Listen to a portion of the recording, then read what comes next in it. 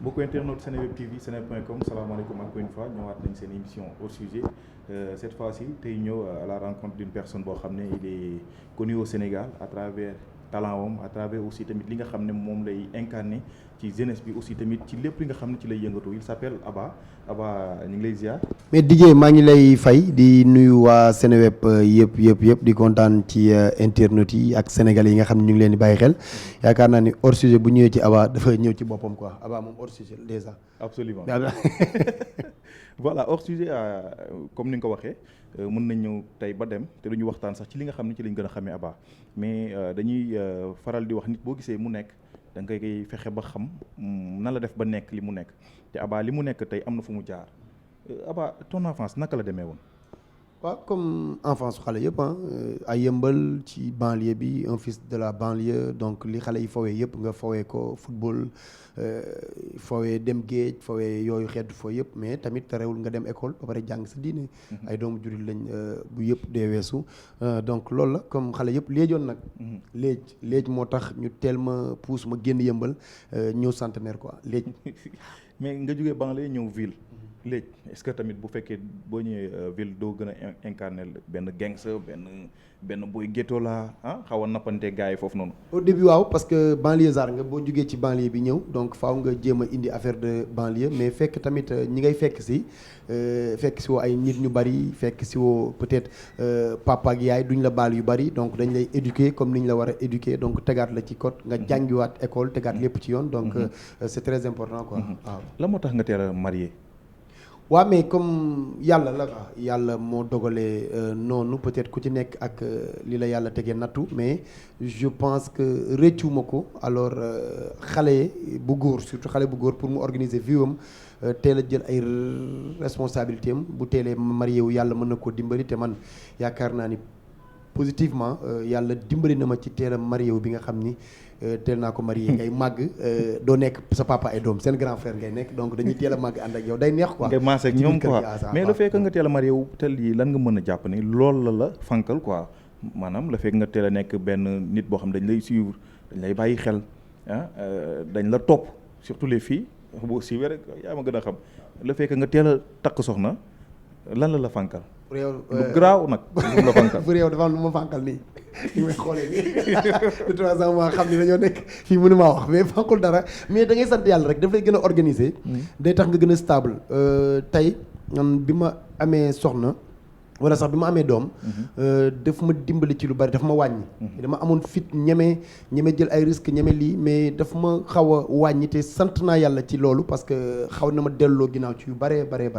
donc je pense que loolu ak ndimbal la sant yàlla parce que bu fekkee tu es responsable yàlla bu la bëggee dimbali daf lay teel a def nga am organisation teel la def nga stable bay tax na yu bari yoo waroon a dugg wala yu bari yoo waroon a def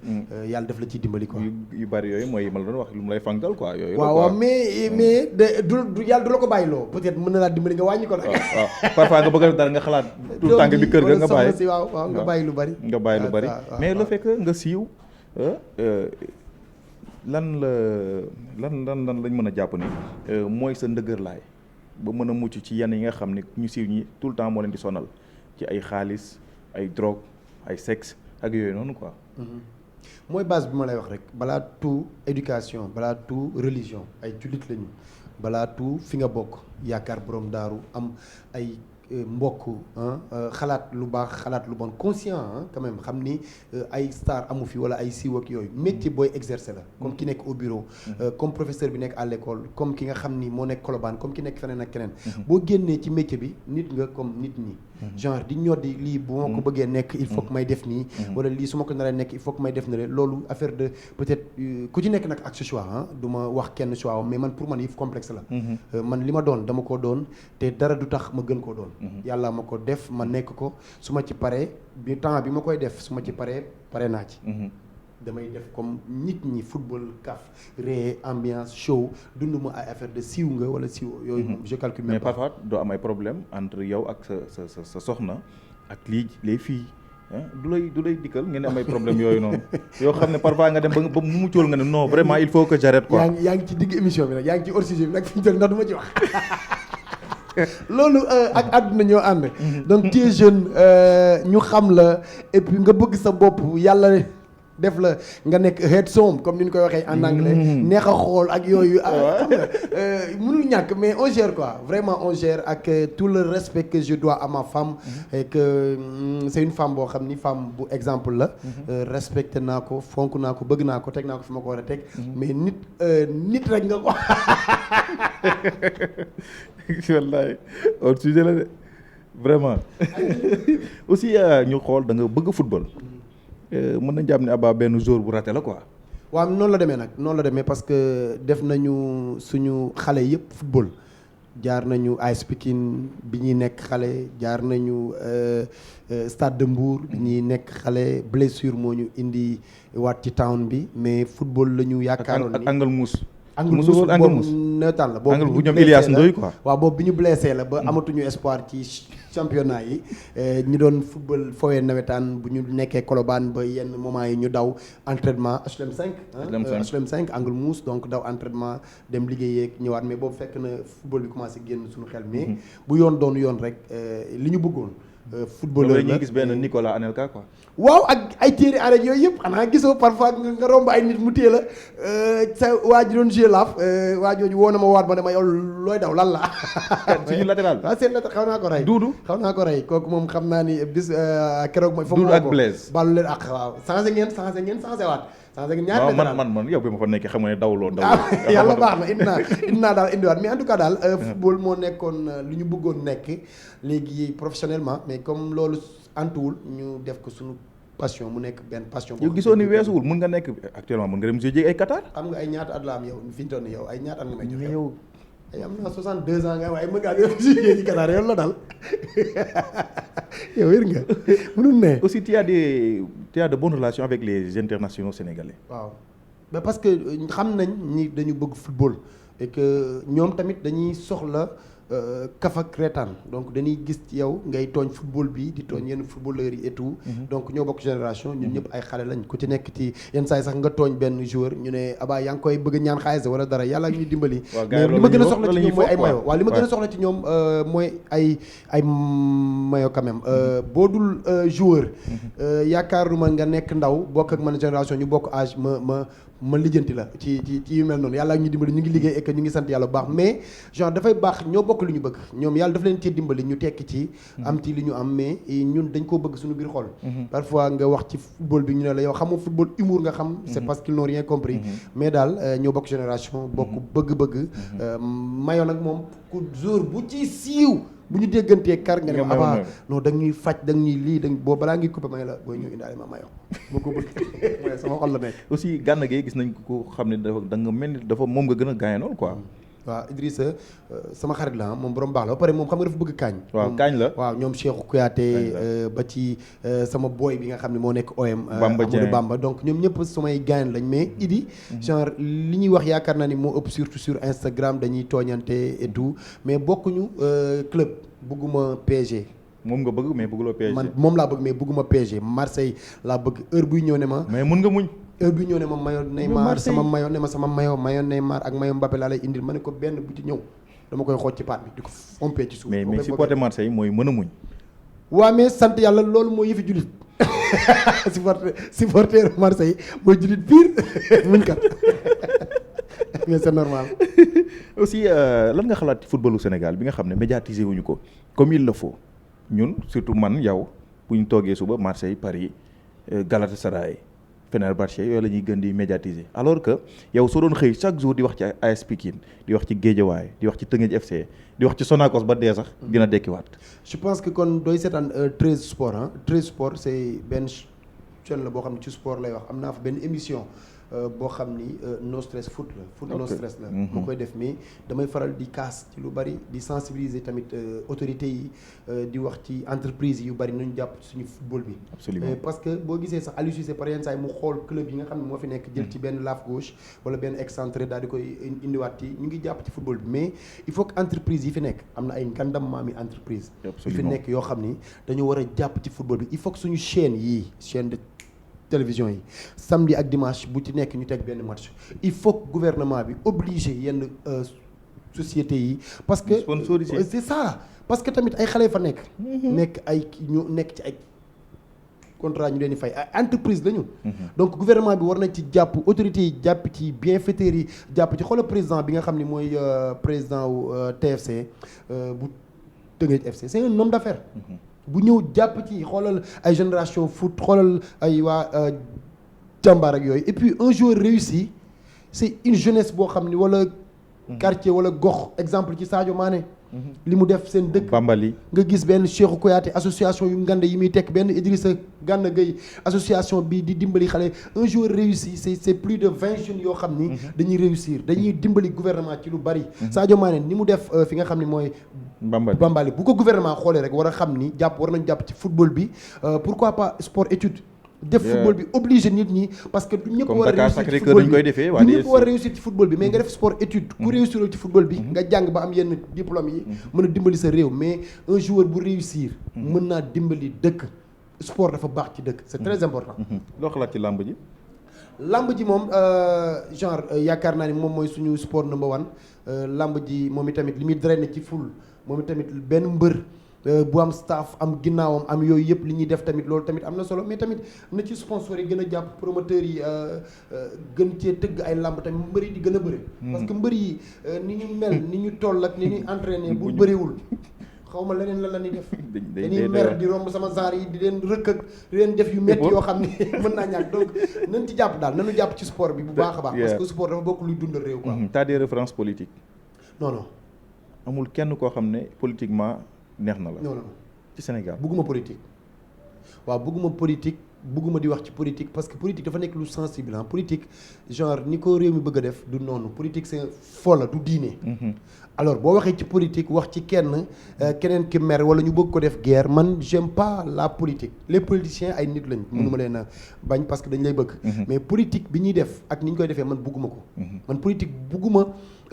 tey booy xoolee Abba dañ naan yow Abba doo wax loo xam ni du dëgg li ngay wax yëpp du dëgg alors que du fen humour la ñuy def waaw humour il faut que sénégalais yi xàmmee ko ak wax lu dëgg te politiciens yi ci bari dañuy digg yoo xam ni après doo ko gis donc nga yaakaar ñu mel noonu dafay xaw compliqué quoi surtout nga am ay xale ay benn jeunesse boo xam ne dañu yaakaar trop ci gouvernement yaakaar trop ci politique chaque fois nu ñuy wor na ku ne gëm sa bopp ku ne demal sa bopp bañ leen a lijjanti quoi absolument aussi par rapport ak li nga xam ne ni mooy am ci banlieue bi en tant que banlieusard lan nga xalaat ni loolu moo leen mën a taxaw ci moment yi toll nii mooy moment wu nawet bi après nawet bi aussi waaw ñu dimbali ñu rek xam nga autorités yi mooy li may wax chaque fois mooy dañu war a dimbali région yi ak banlieue bi Sénégal dafa yem ci ay yenn ruq yu ndawaan te dafa am ñoo xam ne dañ ko soxla trop dimbal gi banlieue bi heure bu tawee ñun ñu fi dëkk ci town bi am ay famille yu nekk ci banlieue bi dañuy jàpp suñu bopp dañ lay woo kaay ngàcc da ngay dem di ngàcc boo ngàccul seen kër di nga ngàcc kër gi taqaloog seen kër wala te da nga koy def par force parce que fa nga juddoo fa nga yaroo fa nga màggee te alors loolu organisation mënoon naa am ñu dimbali ñu gën a defaraat yi nga xam ne mooy suñu gox yi loolu day jeex am na parti yu doon taawatul la ko fa def xam nañ ko donc nañ ko def ci yenn parti fépp bañ a taa am réew du benn gox wala benn nit wala ñaari nit réew ñun 17 millions lañu donc nañuy bàyyi xel ci 17 millions yëpp même bu ñu mënul dimbali ñëpp nañuy def li war di dimbali ñenn ñi ñuy dimbali ñeneen ñi wala ñeneen ca gox ya mu nekk chaîne c'est ça quoi ñu nekk ci gox yi mënuma gëm maire bu nu fal yëmbal nga am fii kër Ouest Foire wala am ko non loolu dañ cee war a jug ba pare jël benn nit nga jël benn DJ jox ko ministre jox ko maire jox ko gouverneur jox ko préfet jox ko lii alors que am na xale yoo xam ne ñu ngi université wala ñu demoon jàng yi ba ñëw di yor seen CV yi fu nañu ko fay dugal nañu décentraliser yëf yi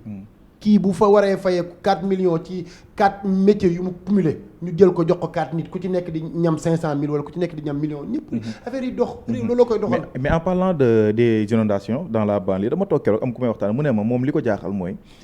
chaque année dañuy may ci banlieue bi dañ fay may ay moto pompe quoi mais bu jot dañ leen di mayaat moto pompe waaw mais parce que ñu ne banlieue bi boo leen mayee moto pompe bu nawet bi jàllee ñenn ñi ñoo koy jël njuuj njaay ko dem jaay ji ko ban message ngay wax ci loolu waaw mais mooy li ma la wax rek parfois ñu am ay njiit yoo xam du ñu mat njiit parfois nga am maire boo xam ni tabarkàlla du du la mat maire quoi du la lijjantil sa problème ay problème boppam ci lay nekk maire bu xamul lu gox bi di dund maire bi xamul ASC nawetaan yi nekk ci gox bi maire boo xam ne man muy président muy maire muy ministre c'est tous des jeunes tey yii xew ci dëkk bi war nañ di ci dem tey imaginer le président mas Sénégal am mu dem toog ci loge officielle bi sol Lacoste sol jean Sadio Mané team camp yi war a dóor mu dal ci poto bi président tub yu loolu dafay def affection ci nit ñi dañuy bëgg seen président dañu koy gis mu nekk ci nit ñi dañuy gis nga dugganteeg ñun tey un maire bu nekk ci benn gox ASC yi di jouer dem demi-finale quart de finale finale maire bi ñëw supporter wàcc joxe coup d'envoi bi sol jean daw yéeg ci kaw tribune bi loolu c'est beau à voir ba pare nit ñi bu ñu xamoon li tax nit ñi di leen gën a fan wala di leen gën a bëgg dañ koy def oyof la simple wàcc duggante ak nit ñi nit ñi dañ lay bëgg tey politicien doo suñu patron yow politicien bi ak koo mën a doon ñun ñooy sa patron yow ministre nga di ñu jaay ni am nga xaalis yow gouverneur nga wala préfet di ñu jaay ni am nga xaalis waru la yow ñun ñoo la fi teg ñun ngay liggéeyal yow ñun ñooy lay yónni nga ñuy defal ak yooyu mais tey pour soxla ministre wala soxla directeur wala dara pour gis ko c'est tout un problème ñu lay jaay ni ñoom ñoo la jiitewu leen ñun fi ngeen nekk ñun ngeen fa nekk comme benn Abba ni mu nekkee benn employé réew mi la yónni kaay reetaan loo ñu da ngay ñëw taxaw reetaan loo leen demal wàccal nga dem tëdd nelaw da ngay dem tëdd nelaw kaay ñu dox ci mbedd mi da ngay dox kaay yéeg ci kaw seen bi da ngay yéeg noonu la politiciens yi mel ak ñi nga xam ne dañ leen jox ay ndombal tànk da ngeen fee nekk pour liggéey réew mi du ngeen patron réew mi seen patron donc c'est très important pour ñu xam ko important ñu waxtaan ci kenn koo xam ne aussi dañ la gis nga nekk ak moom benn nit boo xam ne yaatu na seen diggante rafet na trop muy Wally Ballago Seck lan nga ñu mën a wax ci moom kooku c'est pas mon ami nit ñi dañ naan xaritu Wally c'est pas mon ami c'est un frère tey bu defee erreur Wally fi ñu koy teg di ko yedd man su ma defee erreur foofu lañ may teg di ma yedd parfois ay critique am ay kii Abba yow da nga war a wax Wally dëgg wax ko dëgg du ma nit buy am xarit boo xam ni waxuma sax bu juumee bu war ko wax dëgg wala war ko wax fulla di ñëw ci réseaux sociaux yi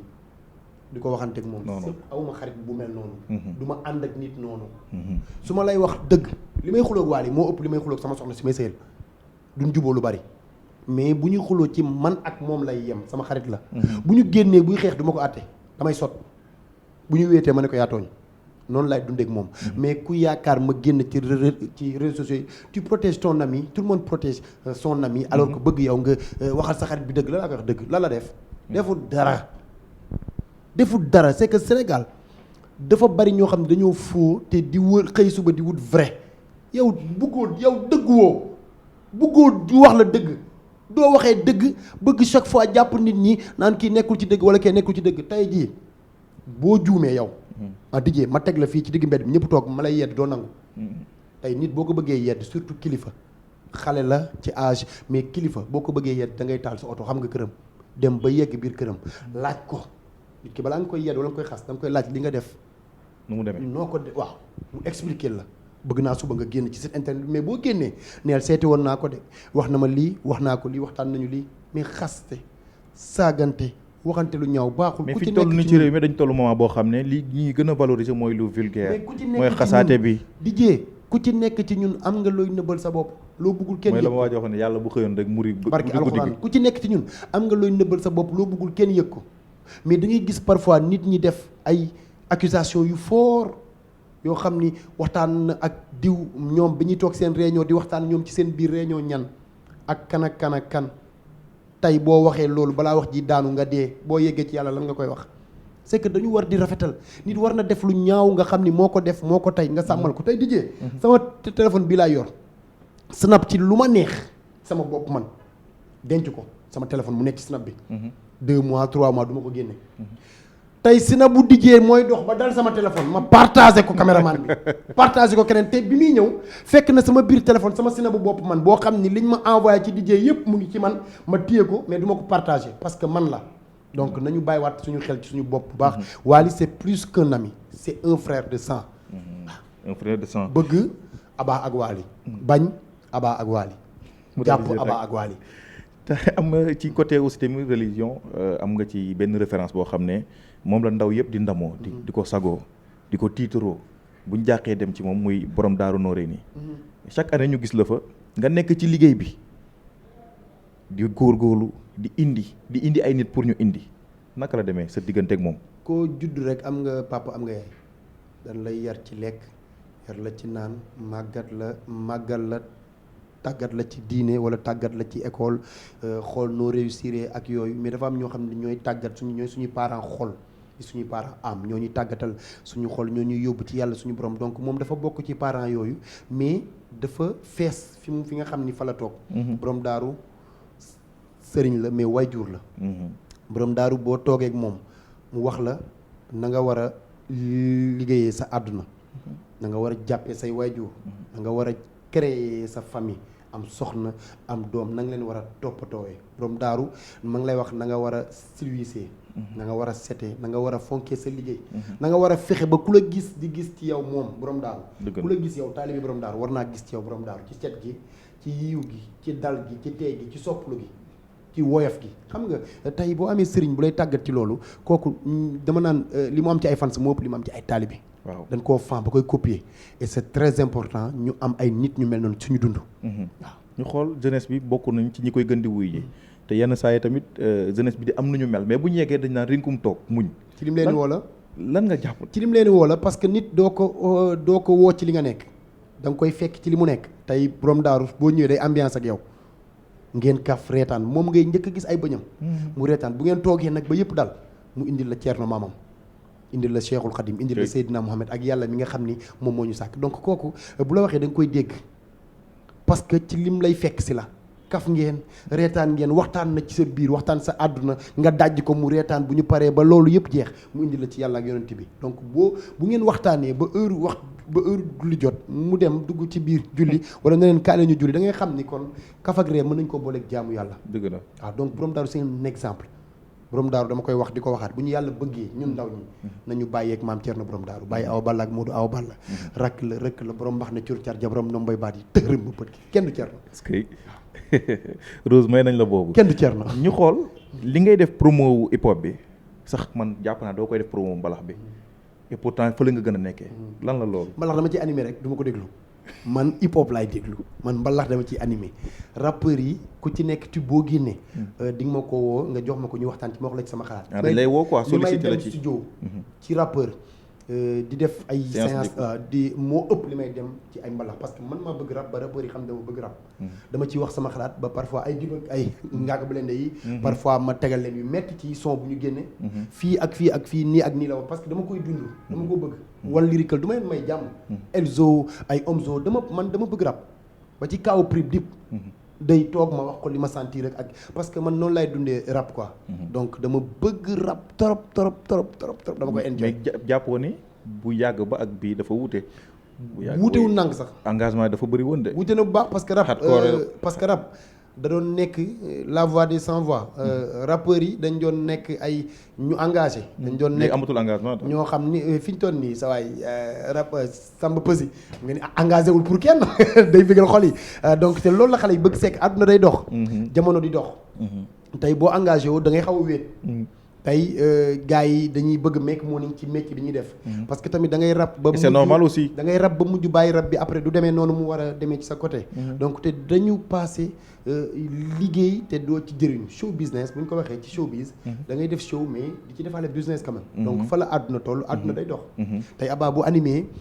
jug fecc wala animé yuuxu wala animé lépp wala animé ambiance tey boo comprendre da nga naan ñu ngi yàq animation non plus la bu ñu ajouté ci affaire foofu la toll c'est que booy seetaan à l'extérieur quand même booy seetaan à l'extérieur tu vois que ni ñun xaw nañu yéex tuuti ci fekk si leen ñoom fi nga nekk te pourtant li ñuy def nii ci ñoom ñoo ko njëkkee tey boo xoolee les plus grands animateurs à l'étranger c'est les humoristes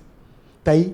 awards yi gën a mag tey événement yi gën a mag tey Grammy yi ñuy joxe tey animateur du ñu jël présentateur jël animateur jël humoriste dafa bari dañuy jël un humoriste préparer ko mu ñëw def présentation bi jël ay temps technique heure bii ma war a animer heure bi ma war a présenter heure bi ma war a def humour mu nekk une pierre 3 coups wala ay coups yu bari. donc nga war ko def Sénégal. du ñu gaaw a comprendre Abba mais dañuy dem ba di ma gis ci yeneen chaîne naan ok lii la doon def. c'est ça ñàkk nañ la c'est ça. voilà après animation lan moo nekk li nga xam ne loolu nga gën a bëgg a nekk après animation ndax xam naa doo animé bay am 70 ans. waaw man sax dama dul nekk sax du ma nangu sax nekk animateur fi ma toll nii nekkatuma humoriste pour kenn nekkatuma animateur pour kenn je suis un homme d'affaires business laay def. lu ma def bu amul xaalis dama koy bàyyi mais DJ lu tax nga war a am say problème war a liggéey di fayee ko ay millions yu bari yor say oto yu bari yor say kër DJ am problème xalaatul dara lu dul seetaan Abba DJ am ay problème xalaatul dara lu dul yóbbu njabootam jabaram ak su bëggee kontaan loo jabaram ak njabootam da leen dajale yóbbu leen Abba show wala kaa leen seetaan Abba wala dara DJ moom di make morning di am xaalisam man may faj DJ bu feebaree di ko kontaan loo bu meree man ma war a topp ci ginnaaw DJ soxla bu ma am DJ di ma ko fajal non damay liggéey ak DJ day fay ma kontaan loo ko mu kontaan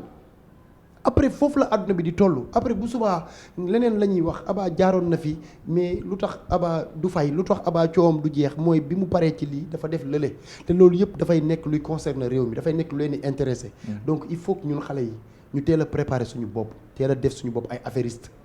ay homme d'affaires wala ay ñoo xam ne dañuy nekk ci ay affaires animation temps la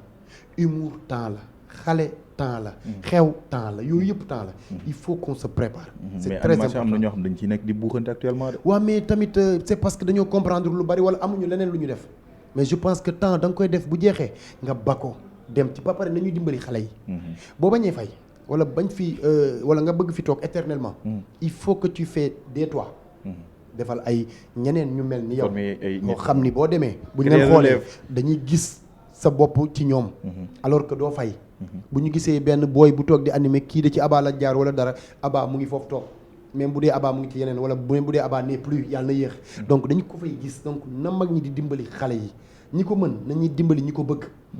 te xam ni tey ku fi toog dañ laa dimbali absolument donc loolu rek la. c'est ça hors sujet nii lay demee waxtaan day def nii day salfaañoo di dugg di génn. kii jaxasoo noo ko gisee. jaxase nga ma déjà da nga maa fekk déjà ma jaxasoo mais da nga ma gën a jaxase da nga ma fekk ma nekk ay soow ak meew ak yooyu jaxase mais supp kàññi nga ma mujjee def alors c'est une émission man j'aime bien. parce que ITV dañ ma ci woo lu bari du ma ci bëgg wax parce que ITV loo gisee kii noo waxee ke nu kii bi toll après nga attaqué nit après bu subaa site yi dagg ko dugal ko noonu fekk ay non j'aime genre waxtaan yu mel nii waxtaanu àdduna waxtaanu kaf waxtaanu ree doo blessé kenn doo gaañ kenn te xam ni loo fi doon rek am na ku la ko gën a doon ne tekk boolewu koog wax animation maa ci gën a nul maa ci gën a ñàkk xam dara maa ci gën a ñàkk tekki donc mënumaa toog di conseiller benn animateur wala may sensibiliser kenn mais nañu rafetal nañu gën a rafetal métier la boo xam ne dañ ko fi fekk yàgg dañuy dem bàyyi ko fi nan ngay wax loo xam ne bëggoon nga ñu wax ci te waxuñu ci benn question boo xam ne bëggoon nga ma laaj la ko lenn loo xam ne bëggoon nga ma ñu wax ci te wax ñu ci lan lay doon pour tàggatoo weeku waaye mooy ci réew mi rek ñuy waxante lu baax rek peut-être waxoon nañ ko sax sànq mais dañ ko kii dem nañuy waxante lu baax yéen comme li ma la waxoon fu ma laat nañuy woowante di waxalante lu baax wallaahi yéenante jàmm di kaf di ree ba pare ku juum woo ko fu kenn nekkul ne ko yaa juum nañu arrêté di weer nit ñi nit ku def erreur mën ngaa bañ a comprendre sax li tax mu def wala moom mën naa bañ a comprendre lan moo tax mu def mais woo ko fu kenn nekkul bu dee am nga ci moom accès wax ko li ñu koy wax bàyyi yàqante bi bàyyi saagante bi bàyyi xastante bi bàyyi loolu yëpp te xam ni koo fi saaga tey mu feebar suba mu dee nga waxal ko lu baax donc yow yaay mujjee nekk ku bon ki moom du bon donc nañuy xam ne àdduna éternelul lépp éphémère donc nañu rafetal lépp quoi c'est très important. merci beaucoup Abba. grand salaam maa ngi lay kontaane di béggee sama waa ji Ahmed Ndoye di béggee ñoom Zeyna Bamba waa Seneweb dama fa bari ay xarit Zeyna Bamba nag ñaanu xaas la soxla pour mu sëyi Zeyna Bamba de nañ ko yeew di génne bateau yi ci biir port bi seen yooyu dañ ko seenee génne romb ci mbedd mi pas bu gën a disponible ñu yem ci moom rek daal di ko koy bu ma ñëpp am jàmm en tout cas kontaan na baax DJ merci kontaan ci caméraman bi kontaan ci émission bi di ko ñaanal mu jëm ca en tout cas Seneweb yéen a ngi def liggéey bu am solo jaajëf merci beaucoup kontaan na jaajëf à Abba moom moo nekkoon suñu invité tey ci hors sujet merci beaucoup à Oma Sakho moo nekkoon ci caméra bi di ko jaajëf bu baax a baax merci à tout le monde à bientôt